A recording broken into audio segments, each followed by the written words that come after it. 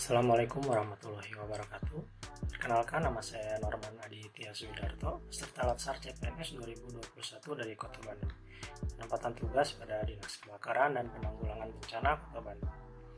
Kali ini saya akan mereview tentang manajemen ASN. Manajemen ASN adalah pengelolaan ASN untuk menghasilkan pegawai yang profesional, memiliki nilai dasar etika profesi, bebas dari intervensi politik, bersih dari praktek korupsi, kolusi, dan nepotisme. Manajemen ASN lebih menekankan kepada pengaturan profesi pegawai sehingga diharapkan agar selalu tersedia sumber daya ASN yang unggul selaras dengan perkembangan zaman. Berdasarkan jenisnya, terdiri atas pegawai negeri sipil atau disingkat PNS dan pegawai pemerintah dengan perjanjian kerja atau disingkat P3K, PPPK. Berkedudukan sebagai aparatur negara yang menjalankan kebijakan yang ditetapkan oleh pimpinan instansi pemerintah serta harus bebas dari pengaruh dan intervensi semua golongan dan partai politik. Peranan ASN adalah sebagai perencana pelaksana dan pengawas penyelenggaraan tugas umum pemerintahan dan pembangunan nasional melalui pelaksanaan kebijakan dan pelayanan publik yang profesional, bebas dari intervensi politik, serta bersih dari praktek korupsi, kolusi, dan nepotisme. Oleh karena itu, untuk menjalankan perannya, maka pegawai ASN memiliki fungsi dan tugasnya. Tugas dan fungsi ASN yang pertama adalah sebagai pelaksana kebijakan publik.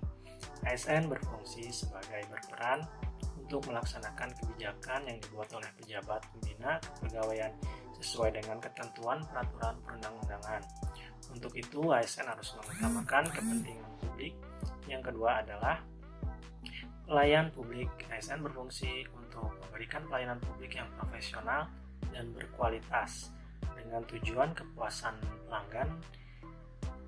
Yang selanjutnya adalah perekat dan pemersatu bangsa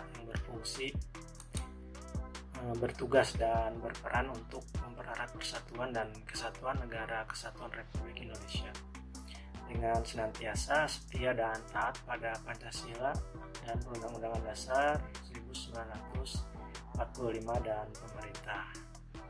Adapun hak dan kewajiban dapat diartikan sebagai sesuatu yang patut diterima agar dapat melaksanakan tugas dan tanggung jawabnya dengan baik, serta dapat meningkatkan produktivitas, menjamin kesejahteraan ASN. Maka setiap ASN diberikan hak PNS. Pertama, PNS berhak memperoleh gaji, tunjangan fasilitas, cuti, jaminan, pensiun, perlindungan, dan pengembangan kompetensi. Sedangkan untuk P3K atau PPKK berhak memperoleh gaji dan tunjangan, cuti perlindungan, dan pengembangan kompetensi. Jadi tidak ada pensiun untuk P3K. Adapun kewajiban ASN terdiri dari pertama, setia dan taat pada Pancasila, Undang-Undang Dasar Negara Republik Indonesia tahun 1945, dan pemerintah yang sah. Jika persatuan dan persatuan pemerintah melaksanakan kebijakan yang dirumuskan pejabat pemerintah yang berwenang, mentaati ketentuan perundang-undangan, melaksanakan tugas kedinasan dengan penuh pengabdian, kejujuran, dan tanggung jawab, menunjukkan integritas dan keteladanan dalam sikap, perilaku, ucapan, dan tindakan pada setiap orang, baik dalam maupun luar kedinasan, menyimpan rahasia jabatan dan hanya mengumpulkan rahasia jabatan sesuai dengan ketentuan peraturan perundang-undangan dan bersedia ditempatkan di seluruh wilayah NKRI. Di dalam kode etik dan kode perilaku berisi pengaturan mengenai karakter yang dimiliki seorang ASN, yaitu melaksanakan tugasnya dengan jujur, bertanggung jawab, berintegritas, cermat, disiplin, sikap hormat, sopan, tanpa tekanan, dan ketaatan melaksanakan tugas di mana akan melaksanakan tugasnya sesuai dengan ketentuan peraturan perundang-undangan sesuai dengan perintah atasan atau pejabat yang berwenang. Selain itu, ASN juga memiliki sikap anti korupsi, yaitu dengan cara menggunakan kekayaan dan barang milik negara atau inventaris secara bertanggung jawab, efektif, efisien, dan menjaga agar tidak terjadi konflik kepentingan.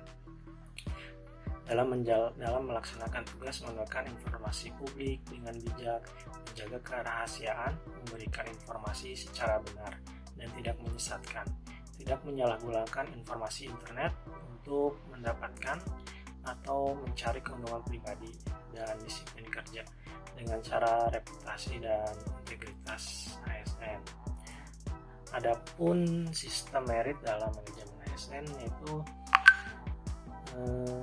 sistem merit dalam pengelolaan ASN mendukung pencapaian tujuan dan sasaran organisasi serta memberikan ruang bagi transparansi, akuntabilitas, objektivitas, dan keadilan. Beberapa langkah nyata dapat dilakukan untuk menerapkan sistem ini, baik dari sisi perencanaan kebutuhan yang berupa transparansi dan jangkauan informasi kepada masyarakat maupun jaminan objektivitas dalam pelaksanaan seleksi perekrutan.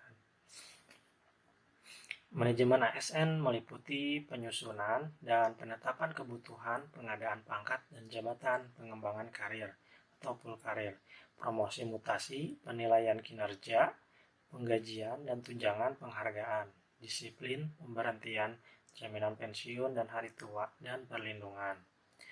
Kalau manajemen P3K meliputi kebutuhan, pengadaan penilaian kinerja, penggajian tunjangan, pengembangan kompetensi, pemberian penghargaan, disiplin, pemutusan kerja, dan perlindungan.